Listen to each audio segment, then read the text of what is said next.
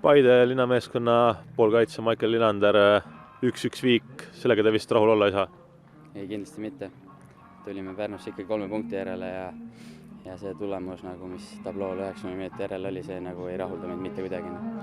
No jälle sama lugu, et oma võimalused jäävad realiseerimata.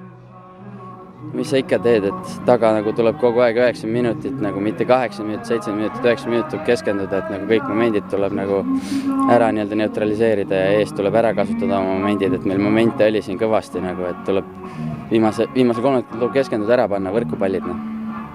Sa ise oled nüüd vigastusest tervenenud, pigem mänginud kõrgemal kui eelmisel hooajal olid äärekaitses, et mis su positsioon nüüd olla võiks? Ja ma ei oska öelda, mis mu positsioon olla võiks, aga et kasutatakse hetkel seal, kus kõige kasulikum on siis nii-öelda treeneri arvates ja iseenesest siiamaani nagu ta on sobinud. Naudid kõrgemal mängimist? Jaa, kindlasti. Selge, aga aitäh ja edu järgmistes mängudes!